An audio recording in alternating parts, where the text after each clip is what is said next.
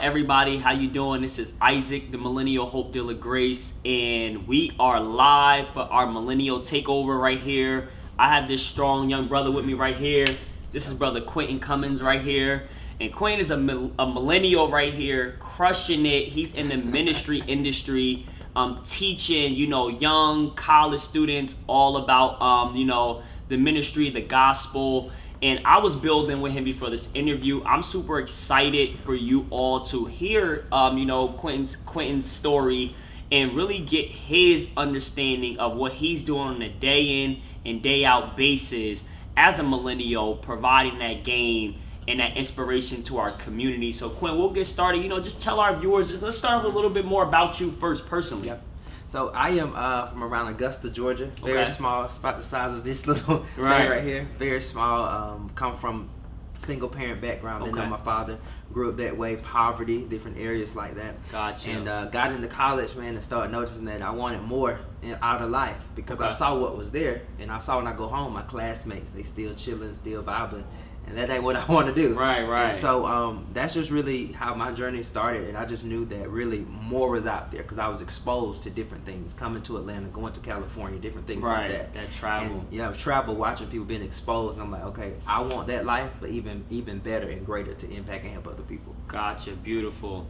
So I heard you speak about, being young and growing up like in a single household. And like myself, I come from that as well. My father was incarcerated a lot bringing up, and I watched my mother raise us, and she was married, so I did have a stepfather that, was in our lives at times, but, really didn't play like that fatherhood role to teach the principles that a father's supposed to teach. So, as you've got a little bit older and kind of became an adult, like, what would you say was maybe what do you think you may have lacked that if you had your father there, that kind of could have made your journey a lot easier? Like, what are some things you think you lacked by not having a father in your household? Discipline, because a father this is what you got to do, this is what time we got to do it, this is what you need, and so discipline. So really being young, just wanting flashy things, getting it now and trying to rush for it now and moving with it now, moving quick and moving fast without knowing facts, without knowing what the return of investment would be for me personally, not knowing how it may can influence and help other people. And so I would say discipline,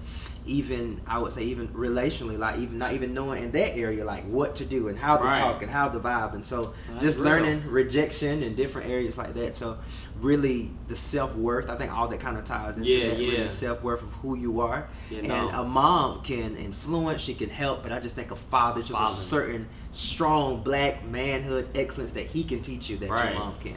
And I think that's so powerful when you mention about like love life and relationships, right? Because me personally, I had my first child before I was 21 years old. I have 2 kids right now, and they're with 2 different mothers, and I'm not with either one of them. So it's like when you say that truly touches me as well, because imagine if our fathers was the ones to say, listen, son, I know you get emotions, you got hormones, but that don't mean that's not love, right? And as young men, a lot of times we mix them emotions, right? We think that the sex life is love, and you find out very quick, at least myself anyway, finding out, that, you start to realize that maybe this is not the person that maybe I would actually marry.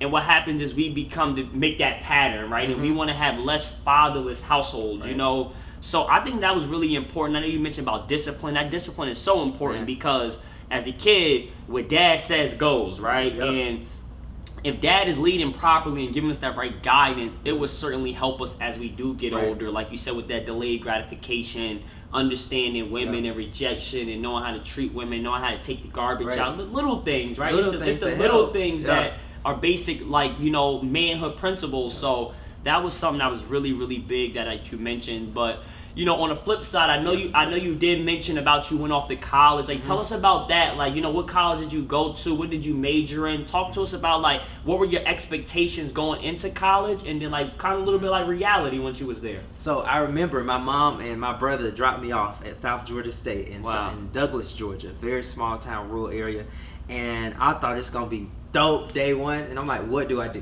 I didn't know what to do. I never been by myself. I'm like, how am I gonna pay for food tomorrow? Like, how does that vibe work?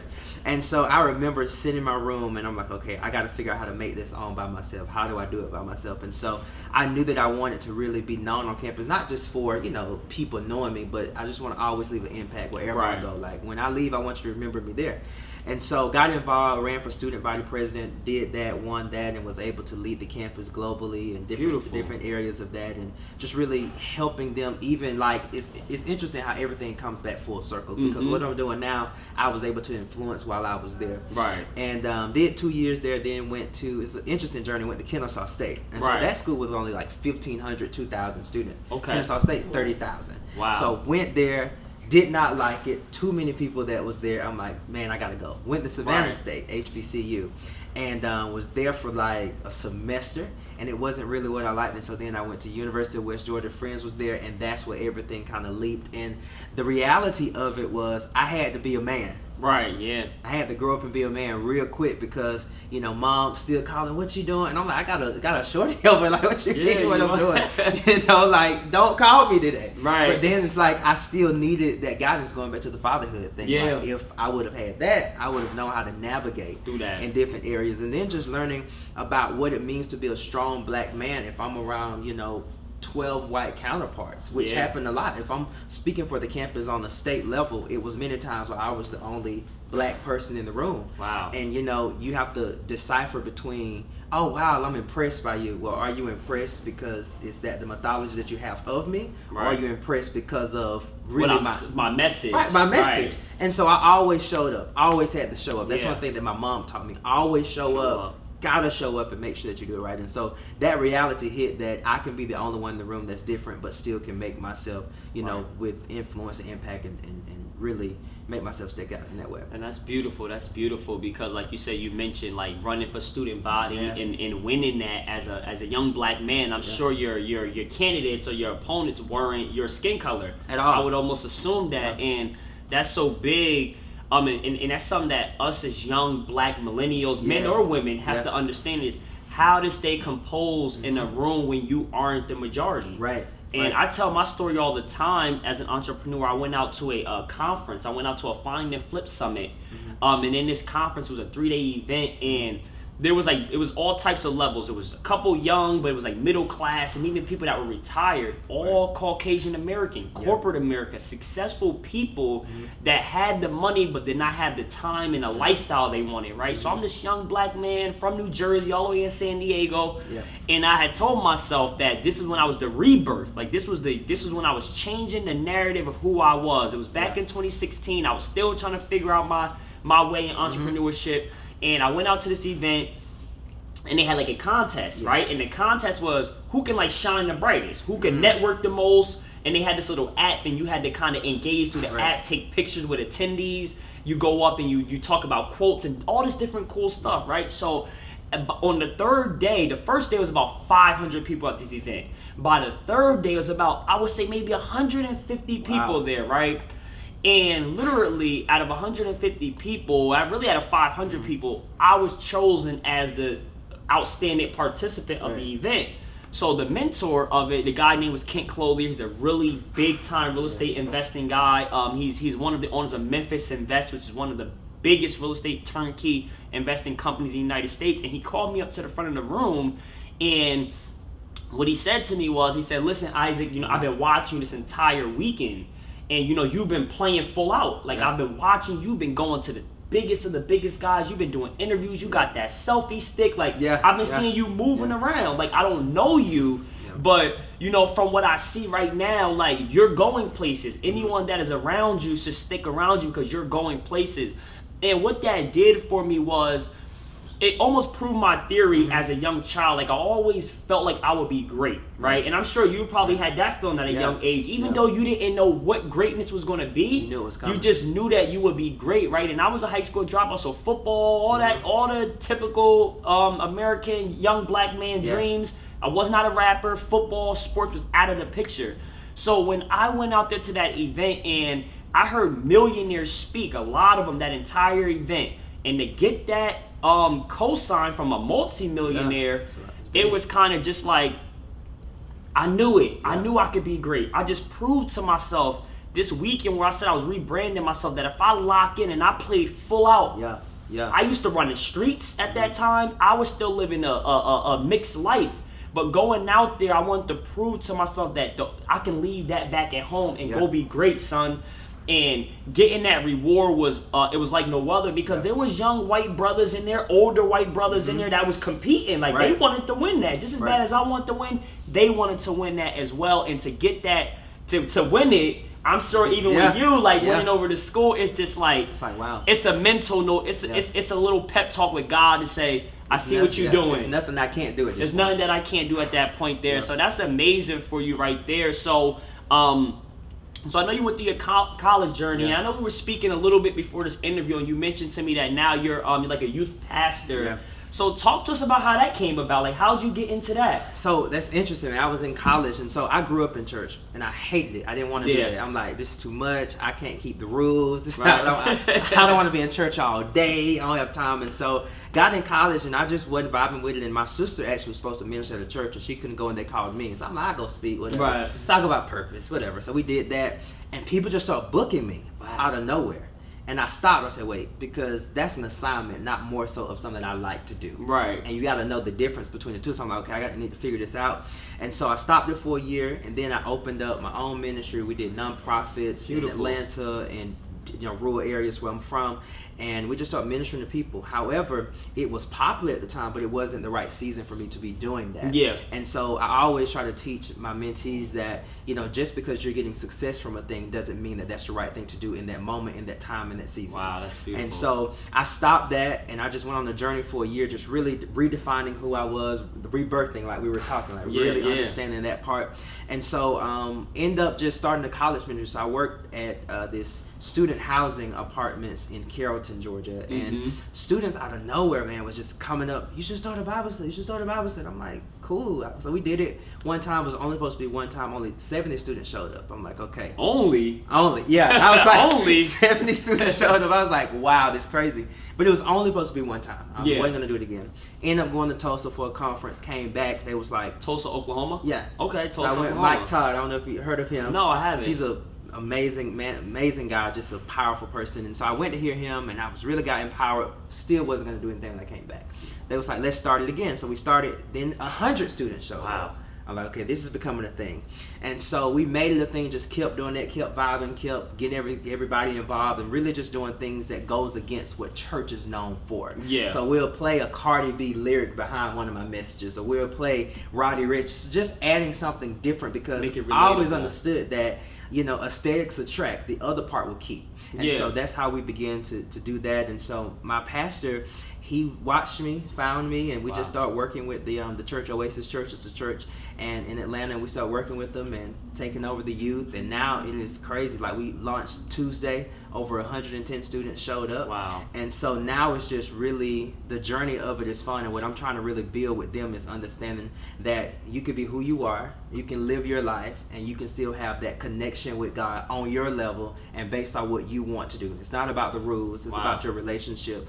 And so we live by 3 things: be real, be righteous, and be relevant. And if we believe we do those 3 things, if you be real with you, whether it goes against the principle of not, if you be real with yourself, that's when you can work out things if it needs to be changed for you. When you be righteous, have that connection. And it's not about, I'm about to pray 50 hours today. I may have to get it in on the way to work while I'm hustling. You have to get it in. And when you be relevant, understanding that the culture is moving every day. We don't shift to, cultures change every 2 seconds. We have a consistent vision, consistent goal, but bringing the culture to them in a way that says, again, you can be who you are, love who you love, do your thing, and vibe it out that way. That's so beautiful, man. And I think that's so important. And like, I believe it, in our stories are very aligned, because I didn't grow up in a church atmosphere, but my grandmother, rest in peace, her soul, she was a church woman, and that was my father's mom, and my father was incarcerated. So my grandma was the one that kept me tied into my father's side of the family, me and my older brother. Now, my older brother had the better relationship, not the better relationship with my grandmother, but he was okay with church. Yeah. I was the knucklehead grandson. I was like, I ain't coming over your house, grandma, because I know Sunday we gotta go to church. Some oil on me. Right? Like, I'm gonna just stay home because, like, I want to go hang out. I know you're gonna take us to the park and do all that fun stuff, but that church on Sunday, I ain't doing it. I don't want to do that, right? So I was that guy at that time. And one of my biggest things about church is I was young, so I think it was more like just not understanding it. But as I got older, I will admit I was very rebellious to church and religion. Just because when I was young, it wasn't properly explained to me. That's right. Yeah. But how you just broke down your version of, your ministry that you run that would have been ideal for someone like me, because it, like you said, it doesn't force you to change you. It forces you to level up, what it sounds like to me. And I think that's something so important that we need to implement into our millennials out here, because there's a lot of young brothers and sisters out here that, they don't want to go the bad route, but they just don't have any spiritual alignment or spiritual connection to give them that spark, right? Because it starts with a spark, like the motivation, the why, all of that stuff. And speaking about the why, goes into my next part. You mentioned about this ministry, like you did it one time, that was it. You was cool, right? You did it again, more people came out, you still wasn't sold. You actually went out to Tulsa, Oklahoma, heard somebody speaking, you still wasn't 100% convinced about it, right? So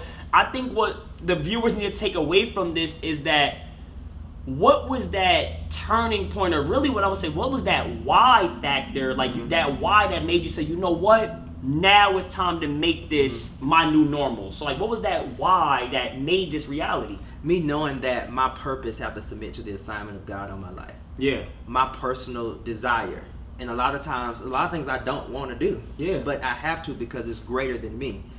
The way I live, I tell myself when I walk out the door, it's no longer about me anymore. It's about the people that I'm called to, the people that I'm going to reach. If I do something right now, it can affect thousands of people. Yeah. And so I've learned that at the end of the day, the turning point for me was knowing that these students, obviously they want it. Yeah. Obviously they need something different. And if I can change 50 narratives, which in essence is changing thousands, because how they live will affect their generation. Beautiful. And so really I'm reaching them, but I'm really reaching their grandchild. I'm really reaching their great-grandchild. And so I've learned that, even with my youth, because a lot of, young people ask me like, bro, you could be doing all this type of stuff. Why you choose this God thing? I'm like, bro, I live my best life because I have an understanding.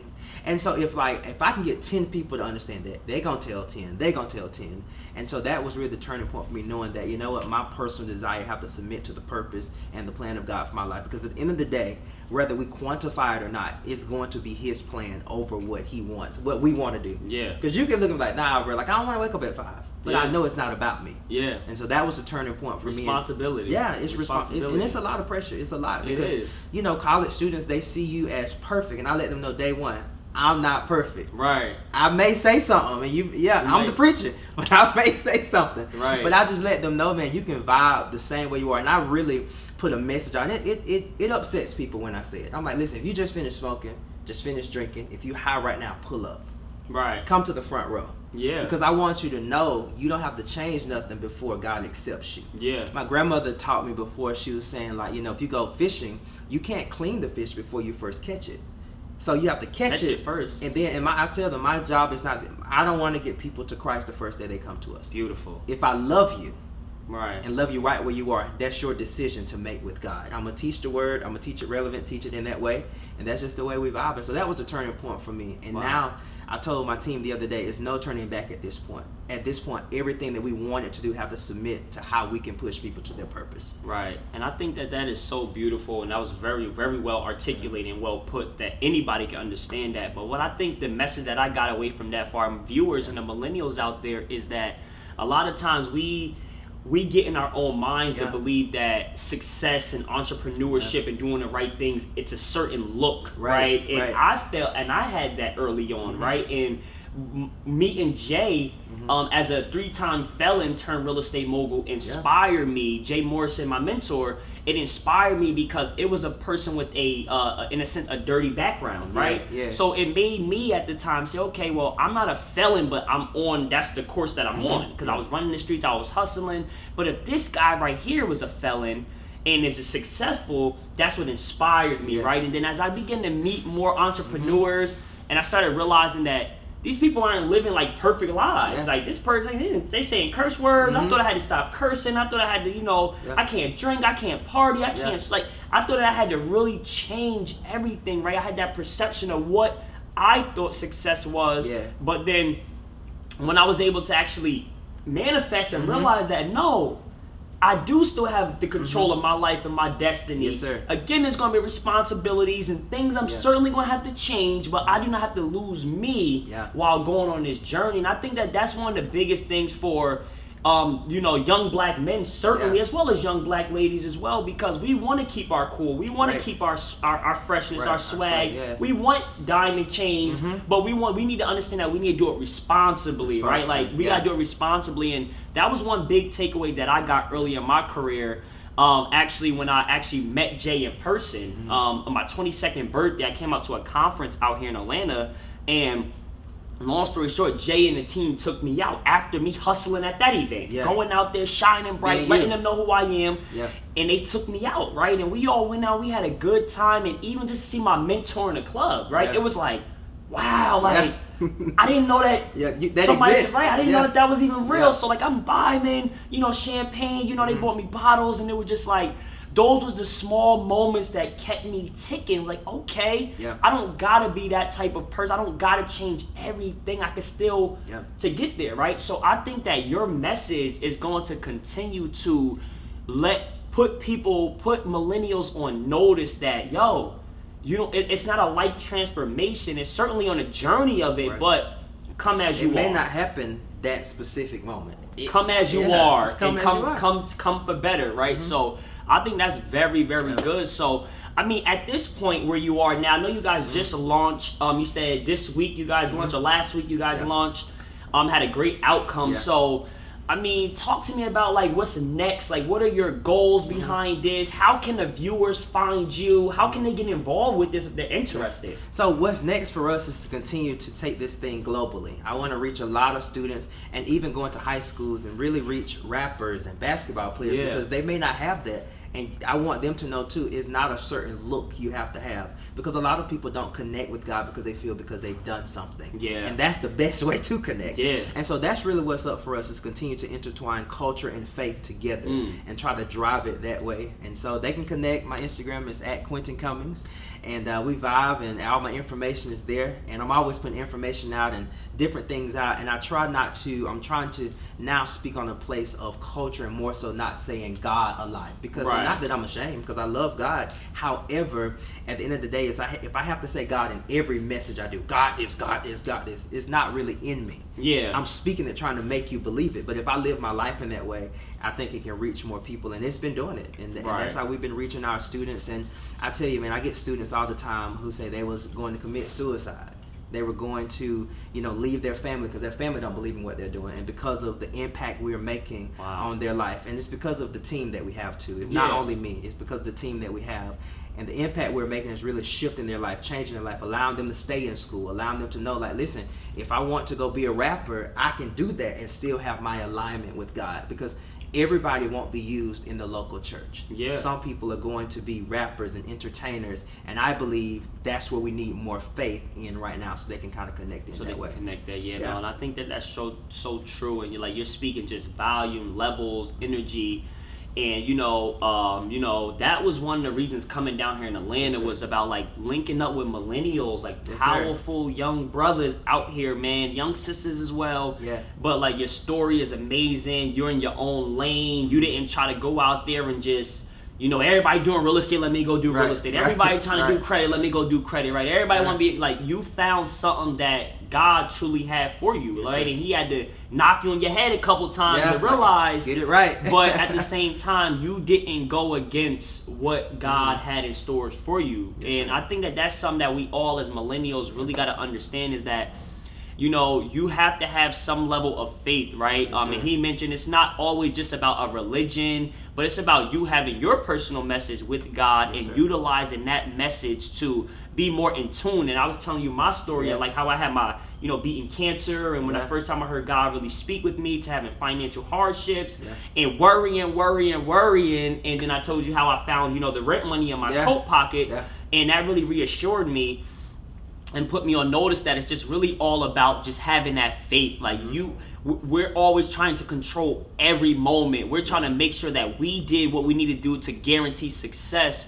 But a lot of times on this journey, man, it's a spiritual thing. It's a universal thing. But once it clicks, you begin to get on this natural high that no one can take you off of, and it is a journey, it's a ride that it's so worth riding. So millennials, you guys got it. This is my brother right here, Quinton Cummings. I appreciate that. You, one last thing, I see you have a tattoo on your arm. I was watching a few times. I didn't see one here. I got two. Okay, I see this one. It says "Give Up" and it's crossed out. Talk to me about that tattoo. So that's "Don't give up." Okay. I have no choice. I can never give up in life. Never give up on anything. I don't care how big it is, how tough it is. I can never give up. Beautiful. It's like a part of my life. I can't give up. So if I start it, I got to do it. I heard that. Yeah. Never give up. So any last words for our viewers? This is the Millennial Takeover right here. This is your host right here, the Millennial Hope Dealer, Isaac Grace. Got my brother Quinton Cummings with me. He just came in here, crushed it. He is a... Man, I don't even know, man. He's a very influential brother here, powerful. He's in the ministry world and really trying to change the narrative of it. And I've been speaking about, this is something that's very important, and to meet you, to finally meet you in person, link up with you, and hear your story is really inspiring me. And this goes back to a little bit of my purpose coming down here to Atlanta, Georgia, from a small town in New Jersey, is to find more inspiring brothers that is on the same path as me. So drop them with some last gospel, some last jewels before we get up out of here, and we appreciate you being on today's show. Well, man, thank you so much. I've been watching you. It's an honor to really be here. And I would just say, really focus on the plan and purpose of God for you and what you need to do. And even me being here is a testament to that. Is I'm focused on what I'm supposed to do. And when I get focused, the alignment comes properly. And so just be you. Be everything that you've been called to be. Separate from what you got to separate from. And sometimes that's comfortability. You have to get uncomfortable to reach the next season, the next dimension. I don't want to go to levels. I want to go to new dimensions, reach new heights. And I believe that if we can do that, you can connect with wonderful, great, successful entrepreneurs, black king, such as yourself. Brother. You can continue to do that, and that can happen for you. And so we just be real, we be righteous, and we be relevant. Hey guys, you heard it. Millennial Takeover. We want to thank you for checking out this show. Check us out again soon on another episode, and we're out of here.